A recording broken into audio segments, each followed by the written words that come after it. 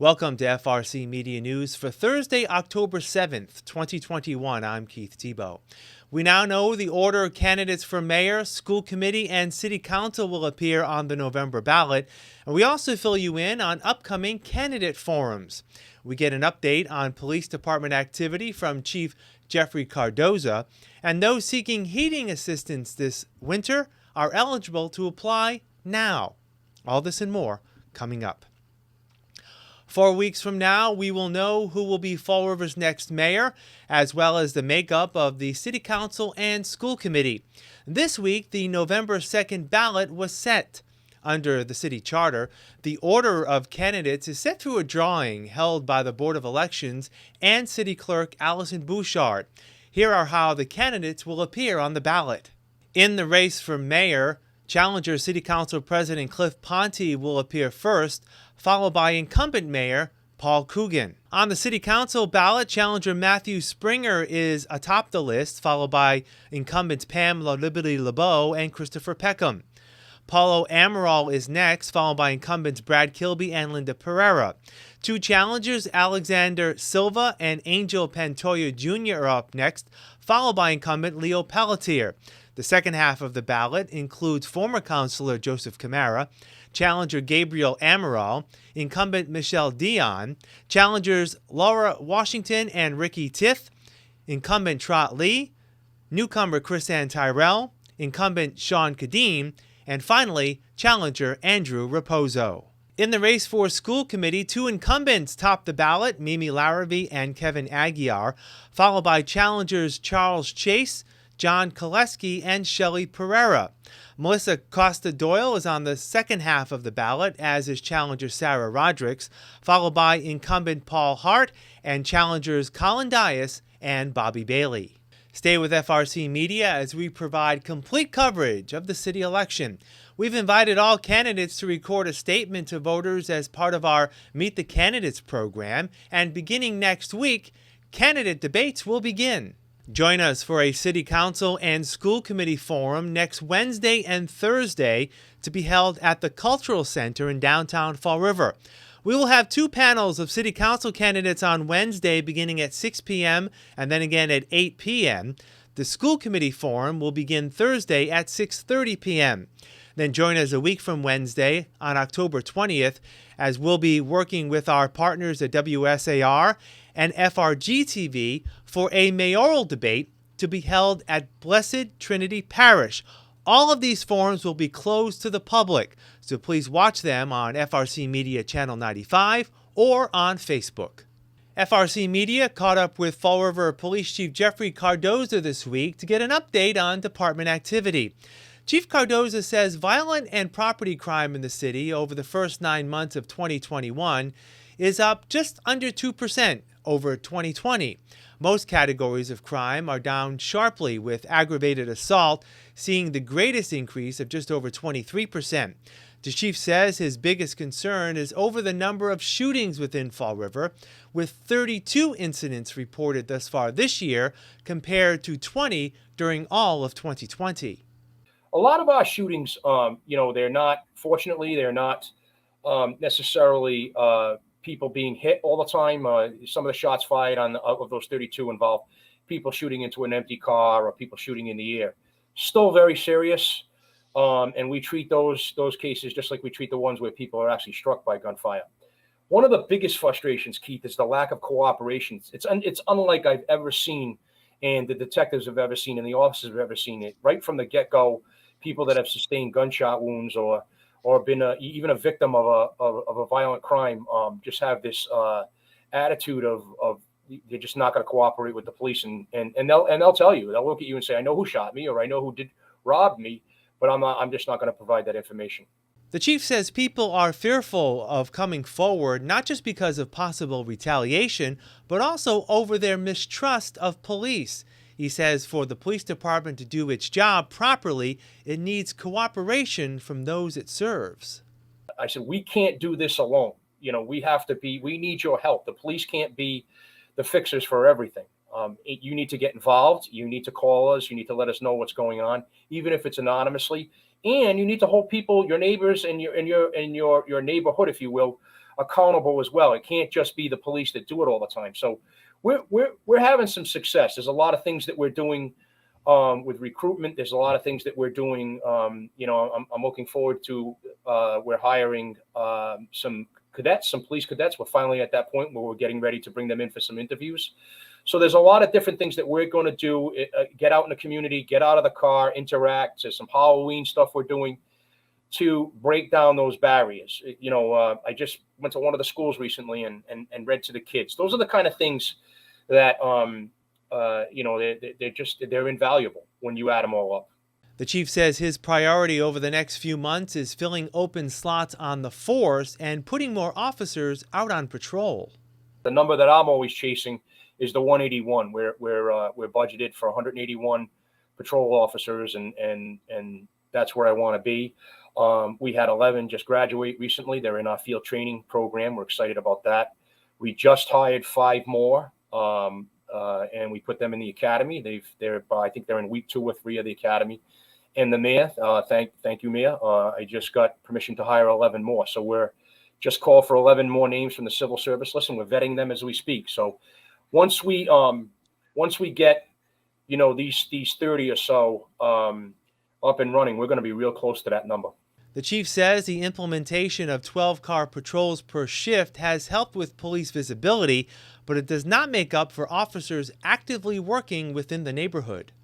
I've been fortunate where the mayor has been able to provide me a significant amount of funding for walking beats. And we have what's called a Special Operations Division, which those officers are just dedicated to doing these kind of things, the bicycle patrols, the walking beats, the neighborhood meetings, and addressing the specific concerns of the neighborhood. Every neighborhood's different, and every neighborhood's concerns or worries or issues are different. So we've had some officers out there. I think Corky Row has just been a great example of the relationships have gone to just a whole nother level. We're trying some of that up in the Flint area, and there's other areas that as well, the East Main Street area as well that we're trying to address. But those interactions at the meetings, those interactions at soft events, if you will, are hugely important. The department has received some negative press this year over 2 instances where officers were disciplined for not following procedures in securing drug evidence and filing reports. The chief says protocols will be put in place to ensure those mistakes do not happen again. There are different people that are in charge of the vice unit right now, and there are some different people working in there. And I've made it crystal clear that I want things done exactly the way they're supposed to be done, and I know that's happening. In fact, where the mayor and I have had a discussion about actually considering having someone come in and look at our procedures. We're in the discussion phase, maybe with an independent assessment team, if you will, to come in and look at the vice unit and make sure that we're doing it right. So it's unfortunate that those things happened, and I don't want to complain. There's some things that I inherited that I'm trying to fix, and that's going to take time. But part of the transparency is putting it out there and saying, this is what happened and this is what's been going on, and we're gonna fix it. Trying to stay ahead of crime in a city like Fall River with reduced manpower has taken its toll on the rank and file within the department. The morale's not the best right now. I'm going to be completely honest with you. I think not only what law enforcement agencies have gone through and what officers have to deal with on the street, but here in Fall River, because our complement has been down, because we've had difficulty filling academy spots, we're ordering officers into work on their days off, and this occurs almost on a daily basis in the uniform division, and I'm so proud of the men and women down there, because they work so hard, and it's not uncommon for officers to be ordered, miss their days off and go into a whole nother work week. So you got families, you got children. It's unlike I've ever seen it. People being ordered in. So I know that's had an impact on morale. So that's why I say it's so important for me to get these academy classes in, to get these folks trained up and get them on the street helping everyone out. The chief remains confident that the work of the department is making a positive impact in Fall River, and that effort is appreciated by a wide majority of local residents. The latest now on the COVID-19 pandemic in Fall River as of last Thursday, September 30th. There were 253 new cases of COVID-19 in Fall River last week, up from the week prior. The city now has over 16,000 cases confirmed since the onset of the pandemic. On the vaccine front, 58% of city residents have received at least one dose of the vaccine, with 53% fully vaccinated.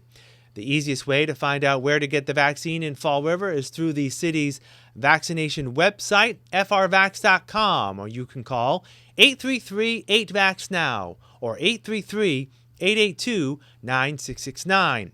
You can also visit the state's website at vaxfinder.mass.gov. You can also dial 211. The United Way of Greater Fall River joined Mayor Paul Coogan last Friday in announcing the first two winners of the Youth Vax Giveaway. The Youth Vax Giveaway is an incentive to get those 12 to 24 in Fall River vaccinated against COVID-19.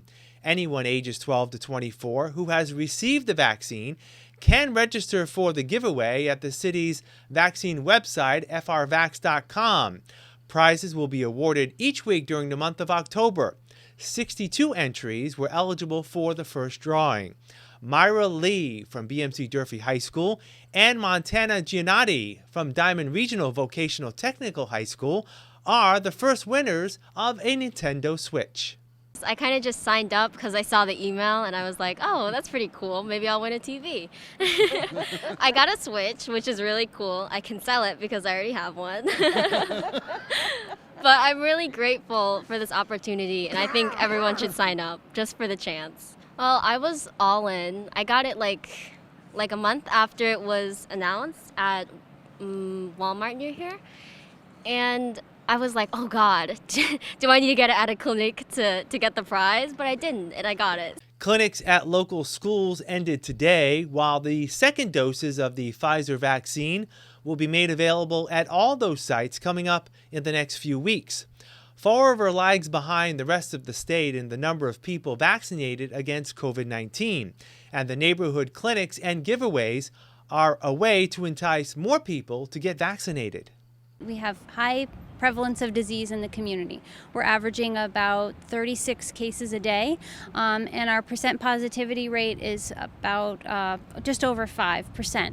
So as a community, we really have to, again, go back to the basics in terms of mask wearing, washing our hands, but really getting the vaccine. So not only is it, concerning for particular age groups, especially younger kids who aren't able to get vaccinated at this point in time, that everybody who's eligible goes to get the vaccine. So we're protecting anyone younger than 12 who's not able to get the vaccine. The weather is getting cooler, and those who may need help paying their heating bills this winter can apply now for assistance through Citizens for Citizens.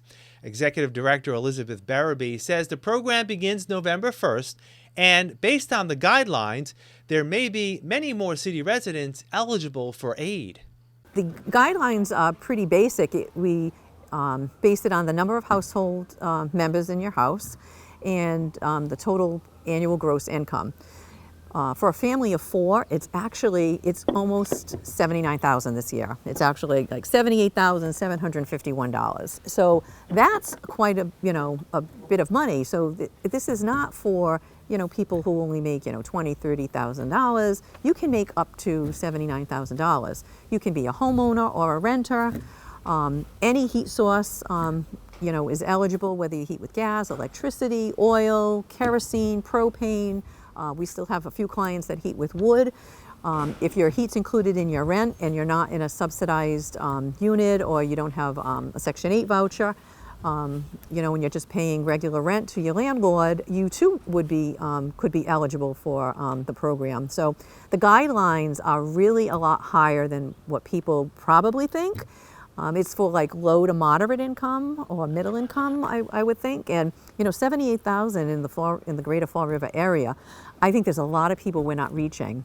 Those in the program last year should have already received an application in the mail to reapply. Barabee says applicants will now be able to file online at cfcinc.org. So if people go to our website, they can go into the tab on the energy assistant, so the home energy page, and they can click where it says apply online. So if you've never been on the program before, you can go online, you can fill out the application. I think it takes about 15-20 minutes.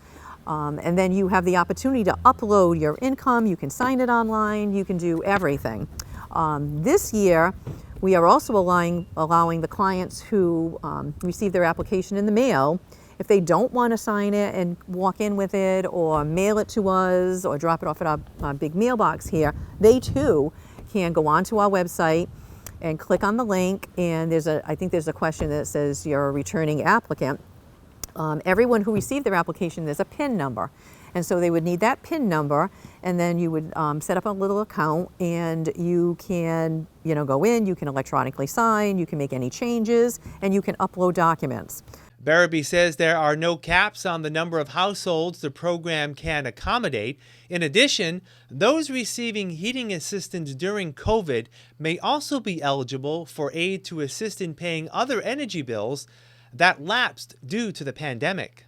Anyone who applied this past winter and was deemed eligible, part of the ARPA funds from the president's package, we are going to be making some crisis payments probably within the next 30 days. And those are going directly to the utility companies on behalf of the clients. So to help, with their electric bill, if they have struggling, or if they manage somehow to keep up with all their bills, they may see that as a credit. It was totally unexpected, which was great. And it's just to help the clients again who during this COVID past year, may have been struggling and got behind in their bills. The thing too was there was a moratorium for many, many, many months, over a year, so no one was getting shut off. And so that was a relief to people where they weren't, panicked that they had to pay their bill because they were going to get shut off. So some people, didn't keep up with their bills, and they used the money for food or, other bills that needed attention. And so this is going to help them as well. For more information on the Heating Assistance Program, you can call Citizens for Citizens at 508-679-0041. The state legislature is working on a number of bills it hopes to enact in the next few weeks, including spending funds from the American Rescue Plan Act, election reform, and political redistricting. One item not likely to come up soon in the Senate is the expansion of sports betting in Massachusetts. Senator Michael Roderick's chair of the Senate Ways and Means Committee says the decision to expand betting brings with it many questions. It's pretty complicated. How many licenses do you provide? What type of consumer protections? Do you allow credit cards to be used for gaming? Do you not allow credit cards and only allow debit cards? Do you allow betting on collegiate sports, amateur sports? Do you allow betting on international sports, the Olympics? Do you allow betting from inside of venues? So in other words, if you're at Fenway Park, are you allowed to bet on the Red Sox, while you're sitting there at Fenway Park? All of these questions. And then it comes down to money, right? It comes down to what's in it for the Commonwealth. I've made it very clear throughout this preliminary debate that my focus and my interest is on one thing: the biggest return for the taxpayers of the Commonwealth. What's going to net the greatest return in the form of dollars for the Commonwealth? The House has already passed the sports betting bill, but Senator Roderick says there's benefit to not rushing the expansion of betting. Because we are one of the last states to get into this, which is good in the way of the fact that we can look at what other states have done. We can adopt their best practices. We have conversations with our colleagues in other states all the time to say, Senator Tebow, what did you do in Arizona, that you wish you didn't do? What would you have done differently now that you have a year or two or five under your belt? What would you have changed? What are the pitfalls we need to look out for? We did this with the marijuana legislation, and we have probably one of the best pieces of marijuana legislation in the country. We've done this with our general casino legislation, with probably one of the best casino bills in the country, and we're going to do the same with sports gaming. Blessed Trinity Parish on Plymouth Avenue is gearing up for its annual Polish Food Fest to be held on October 22nd and 23rd. Pastor Father Rob Nemkovich says for the second year in a row, the event, where residents can order hot and cold Polish food, will be takeout only. We didn't know what to expect with COVID and, with the distancing and the masks, and everyone complied last year, and a lot of people ordered, and a lot of other people came, and it was just amazing the amount of food that was sold to benefit the parish and the work that we do here in the community. It is our largest fundraiser of the year, and it allows us to do a bunch of things in the community, host a bunch of different things, and do the work that we're called to do here to try to make our community a better place. Everything that's on the menu is homemade here at Blessed Trinity. We have pierogi, potato and cheese pierogi, cabbage pierogi, gołąbki, which are stuffed cabbage, cabbage soup, kielbasa sandwiches. Then we have some of our baked goods, babka bread, which is the raisin bread. We have our famous kolache nut rolls, which are usually the first thing to sell out within an hour. On Friday, we have pumpkin rolls, apple pie, pumpkin pie. We have here our angel wings. You can say it better than I what they're called in Polish. Yeah. So those are just some of the great things that we have. You can find a complete menu and order information on the church's Facebook page. Pre-ordering is currently available and recommended to ensure no one is left out. We'll have more FRC Media News right after this. Here are some job descriptions on the latest hot jobs list from the Mass Hire Fall River Career Center. Area Director, the Department of Children and Families, located at 1822 North Main Street, seeks a full-time Area Director, responsible for managing caseloads and monitoring all clinical and administrative operations in the Fall River office. Job number 155-98825. Developmental Specialist, Community Connections Incorporated, located at 125 Hartwell Street, is looking for a full-time developmental specialist to support individuals with disabilities by providing direct support on a one-to-one basis. Job number 156-02349. Elementary School Clerk.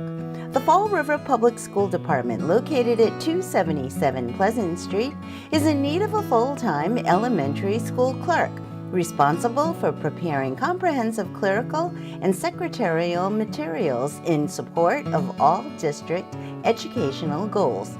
Job number 155-98401. Team Member. Pizza Hut, located at 155 Hope Street, is looking for a full-time team member. For more information, call 508-567-5673. Blount Fine Foods, located at 630 Current Road, has an immediate need for the following full and part-time positions. Second shift, pack-out palletizer, job number 155-99986. Second shift, FSQ Tech 2, job number 155-93013.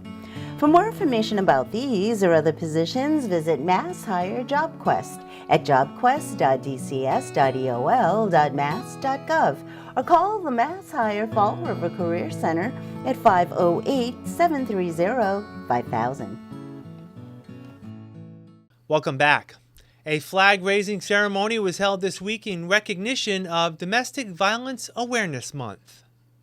For me, when I think about this month, I immediately think of survivors and victims and the folks that we work with, women and men and trans and non-binary folks, and also children. I think about folks that are alone, in isolation, that are waiting for help, that are waiting to be believed. But I also think about so many survivors and their strength, their willpower, their ability to persevere and to love themselves and others. And we're here today because of all of you, and we see you, and we believe you. The Fallover Pride Committee is planning a number of events for October. The first two will take place this Saturday. At 11 a.m., the committee will once again sponsor Drag Queen Storytime. We're having Bella Luna, who is a pretty new drag queen who seems to be up and coming, and she's going to be reading at least 2 books to kids about, like, being okay, being comfortable in your own skin. And we're just trying to, show kids, that it's okay to be, part of the LGBTQ plus community, and that's really what it's all about, trying to be more inclusive and bring everybody in. Saturday at 7:30 p.m., the committee will host National Coming Out Day movie night at CD Recreation on Rock Street. And on October 24th, the committee will host a spooktacular tea social dance party. We're going to have a tea dance. It is going to be at the Eagle Event Center. It's from 4 to 10. There's going to be a costume contest. We're going to have a bunch of different categories. It's just kind of like a fun event, get people together. I believe there is a $5 cover charge that, so we can bring some money into the committee so we can, host more events and put that money towards Pride or, stuff like that. But I'm thinking it should be a good time. It seems like we're getting a lot of responses on social media, so we're hopeful that it's going to have a good turnout. We'll wrap up FRC Media News right after this. Welcome to Hot Dogs and Cool Cats. Today we have Sassy. She's a 9-year-old old lady. She's been here the longest out of all of our cats. Right now she'd be better off in a home alone. She does get along with other cats, but better she'd probably be alone. Her name, Sassy, really fits her well. She's a little shy girl. As you can see, that's why we call her Sassy. But she really does love attention. If you're interested in Sassy, you can go over to our website at foreverpaws.com. Go ahead and fill out an application to meet this lovely lady, and then come down to 300 Linwood Street and Forever Paws and meet her. Today we have Sadie. Sadie is a 10-month-old, probably pit bull mix. She was a surrender. She is very high energy. Right now she's being calm because of the treats, but don't let that fool you. Her normal energy level is usually a 20. As you can see, Sadie is very pretty. If you've noticed, she has one blue eye. For anyone that might be familiar with that sort of thing, that is an indicator that Sadie is in fact deaf. Like any dog, training would be a really good thing for Sadie. Obviously it's going to be a little different because she can't hear. Because of Sadie's background, we think it would probably be a good idea if she did not go to a home with children. And as you can see, she is definitely going to require a really good outlet for her energy. Head over to our website, foreverpaws.com, fill out an application, give us a call, and we can make an appointment for you to come down to 300 Linwood Street.